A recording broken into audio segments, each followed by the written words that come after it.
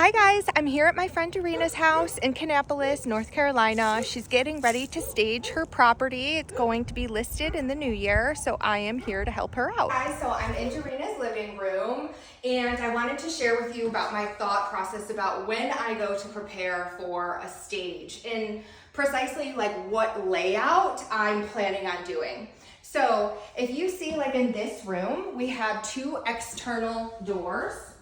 And one thing to note is which direction is the door swinging? Is it coming into the home, which will ultimately block square footage and make that square footage unusable? Or is it swinging outside of the home, in which case we don't need to leave that dead space behind the door?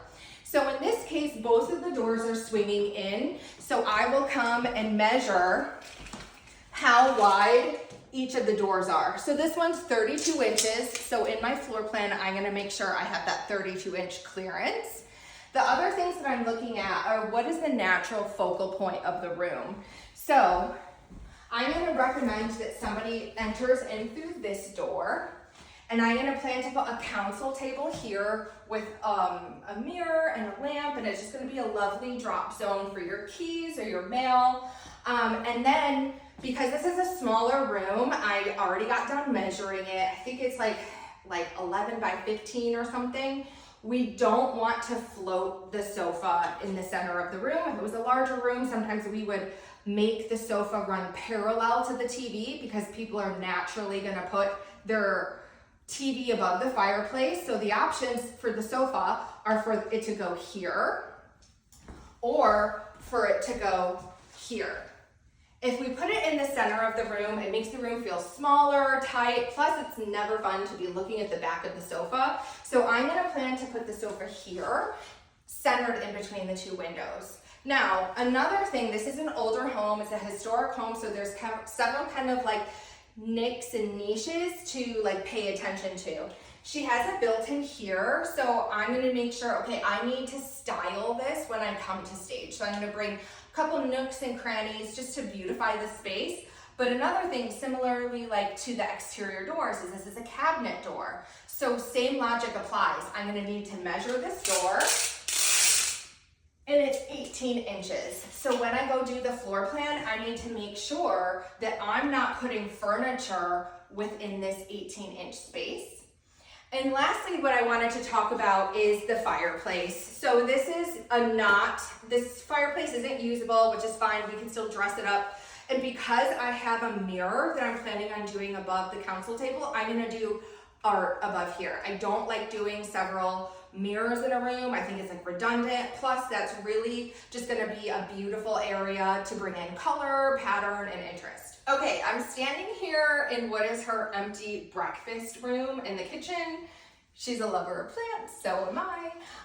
But I wanted to talk to you guys about a couple challenges with this. I mentioned earlier that this is an older home, so there's special built-ins here. So when I go to measure to see what size table will fit, I'm gonna do from the edge of this opening to the corner, but then I'm also gonna note, okay, we have this little shelf and it sticks out about 2 inches. So I'm going to make sure that I'm accounting for this 2-inch shelf. The other challenge in this area is there is a door here. So there's less room from this corner to this door than there is from this corner to this door. So I'm going to essentially have to plan this space so we're not bumping into this door. Again, we talked about the exterior doors earlier and that little cabinet next to the fireplace. Same deal, I already measured this door, it's 24 inches. So when I go to do like my floor plan, I'm gonna make sure, okay, the door is not going to run into the dining table. And last little tip, this is a bookshelf, but this is not a library. So it's just able to make the shelf make more sense. I'm planning on styling it with little kitchen things, breakfast bowls or dinner plates, just to make the area more cozy and more natural for an eat-in kitchen. Okay, so I'm standing in what we plan on staging is the primary bedroom. So this is a 2-bedroom house. This one, it has front windows and side windows. So of the two bedrooms, it has more natural light than the other one.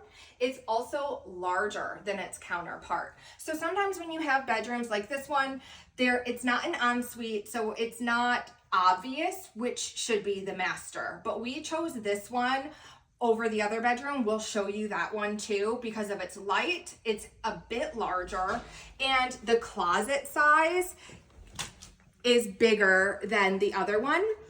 The one challenge that we did have is this room, unlike its counterpart room, this one has a French door versus the other one has a natural solid wood door. So normally, like with bedrooms, okay, you're changing or whatever, like you want the privacy, right? So one solution that we came up with is we're gonna do this opaque solid, like cloudy film. She hasn't finished doing it yet. We just did one panel to see if we liked it. We liked it, so her homework is just to do the rest of the panels.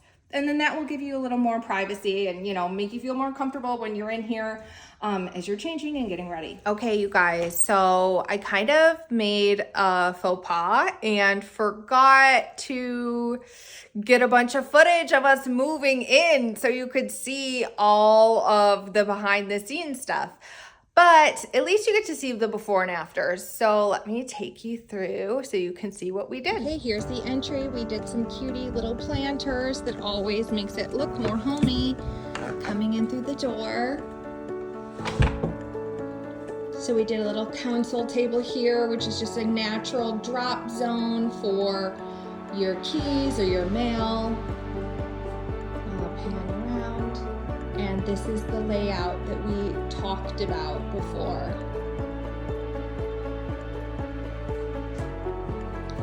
So notice this is a small space.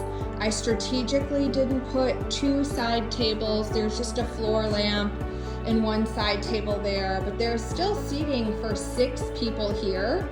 And we did that with the cute little stools. Remember, I wasn't sure if I was gonna put the stools on this side of the coffee table or on that side. I like them over here, and the benefit of that is the photographer, he's going to take it from this vantage point, and you just always get to show them off better than if the coffee table is blocking them. You know, we beautified those little shelves over there. And into her dining room, scaled the art on this large blank wall.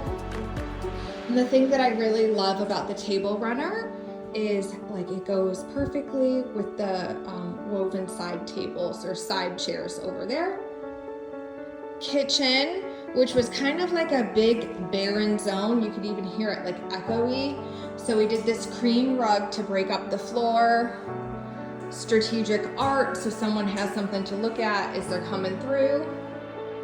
Just a few little accessories on the countertop. And the breakfast over here. We strategically did these art diagonal because the shelf kind of threw everything off. Okay, but here's the kitchen. Here's the primary. So I always like to show that a dresser will fit.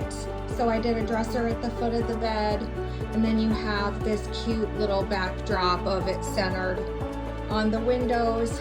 I'm obsessed with these little lamps. They remind me of coffee filters. But you know, I like to carry the themes through a house. We did white, gray, beige, and pink. So we did that in here as well. And of course, kept it into the bathroom. I love how the bathroom turned out. I got those little shampoo and conditioner bottles from Shein for like $4, and they're like my favorite thing ever.